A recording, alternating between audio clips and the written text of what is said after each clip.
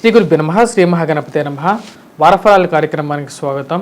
మే 12 నుంచి 18 వరకు ద్వాదశ రాశుల వారికి చంద్రమాను అనుసరించి గోచర రీత్యా ఈ యొక్క వారం ఎలా ఉండబోతుంది అనేది చూద్దాం. మకర రాశి వారికి వచ్చినప్పటికీ ఈ వారం అనుకూలమైనటువంటి ఫలితాలుగానే చెప్పవచ్చు.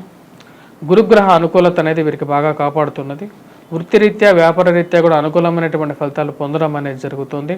ధన సంబంధితమైన విషయాల్లో అనుకూలమైనటువంటి ఫలితాలు పొందగలుగుతారు.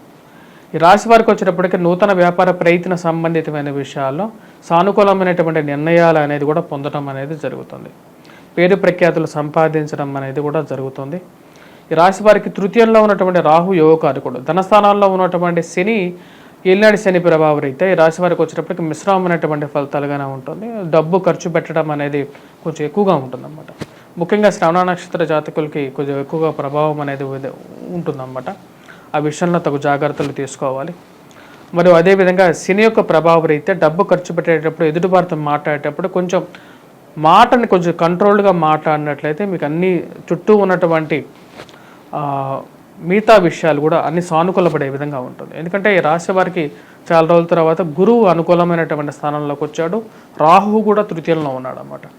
కుజుడు కూడా తృతీయంలో ఉండడం వల్ల రియల్ ఎస్టేట్ వ్యాపారంలోనూ భూ సంబంధితమైనటువంటి లావాదేవీల్లోనూ అనుకూలమైనటువంటి ఫలితాలు పొందగలుగుతారు.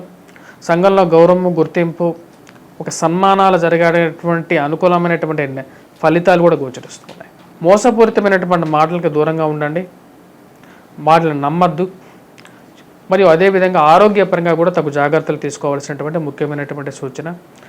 15వ తారీఖు తర్వాత నుంచి వచ్చేటప్పటికి రవి పంచమంలో ఎప్పుడైతే మారుతాడో అప్పటి నుంచి వచ్చేటప్పటికి కొద్దిగా సంతాన సంబంధితమైన విషయాల్లో చింత అనేది ఎక్కువగా ఉంటుంది. చతుర్థంలో సంచారం చేస్తున్నటువంటి రవి వచ్చేటప్పటికి రాశి వారికి ముఖ్యంగా కొన్ని విషయాల్లో ఎలా సెటిల్ అవుతారు అనే ఒక ఆలోచన, లైఫ్లో ఎలా సెటిల్ అవుతానో ఎలా రిటైర్ అవుతాను అనే ఒక ఆలోచనని ఎక్కువగా కలిగిస్తూ ఉంటాడు అన్నమాట. సెటిల్మెంట్ గురించి ఎక్కువగా ఆలోచన కలిగిస్తూ ఉంటాడు.